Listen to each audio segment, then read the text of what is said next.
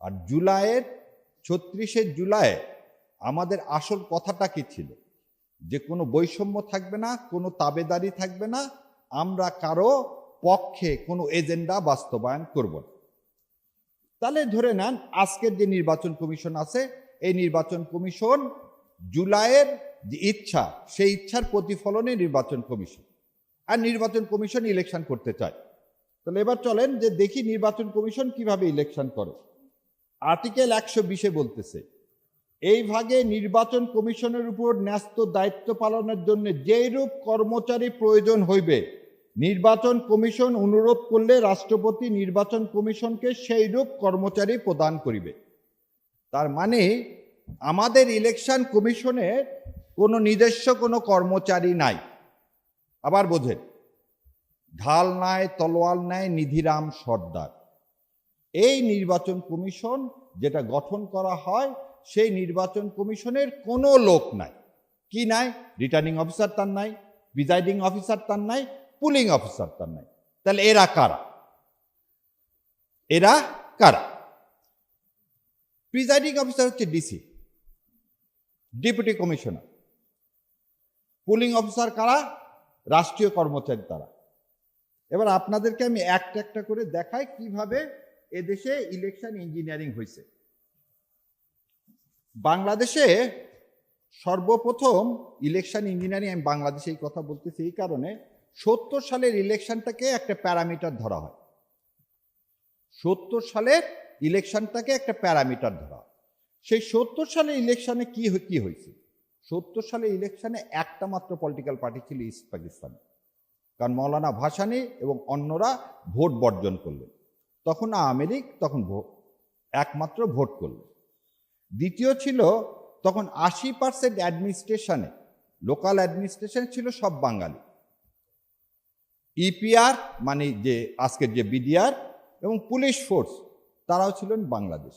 সেই জন্য কিন্তু 25 তারিখে ইপিআর এবং এই পুলিশ হেডকোয়ার্টারে কিন্তু পাকিস্তান সেনাবাহিনী আক্রমণ করেছিল, কারণ ওখানে ছিল বাঙালি। তাহলে তিনটা জিনিস পাওয়া গেল, অ্যাডমিনিস্ট্রেশন, পুলিশ যদি আপনার সঙ্গে থাকে তাহলে ভোট করাটা খুব সহজ।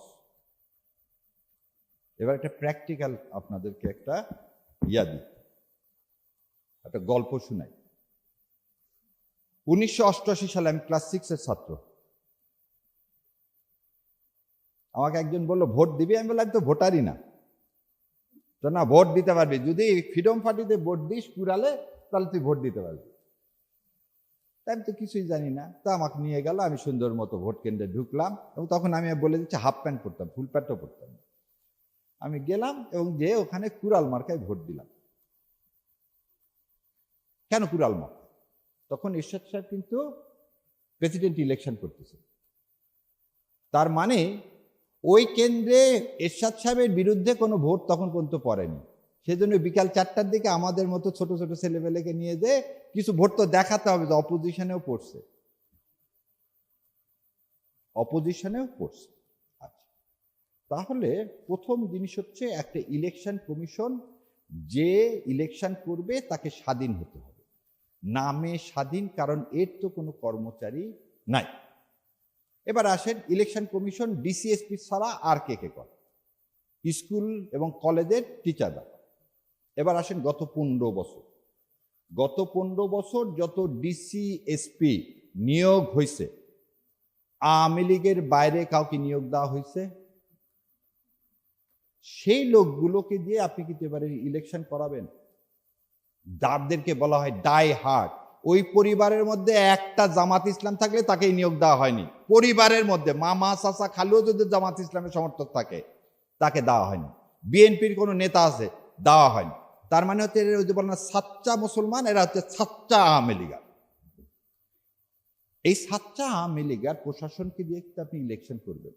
এবার আসে, প্রতিটা এমপির আগের ইনকাম কি ছিল জানেন? এমপিওভুক্ত কলেজে শিক্ষক নিয়োগ, একটা শিক্ষক নিয়োগ করলে 15-20 লক্ষ টাকা নিত। তাহলে স্কুল কলেজের যে শিক্ষক, সেই শিক্ষকগুলো কিন্তু গত 15 বছরে নিয়োগকৃত আওয়ামী লীগার।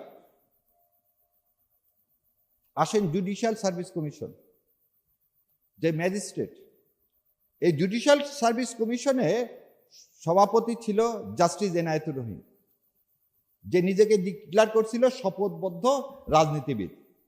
তার কাছে সব জায়গায় সততা আছে, এক জায়গায় নেয়, সেটা তো আওয়ামী লীগের ব্যাপার।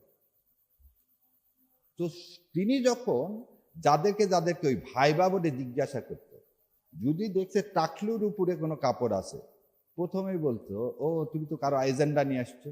সে যতই বলুক না আল্লাহ বলছে সেজন্য। আর একটা জিনিস জিজ্ঞাসা করতো, তোমার পরিবারে কেউ মাদ্রাসায় পড়ে কিনা। সে তুমি ফার্স্ট হও আর সেকেন্ড হও।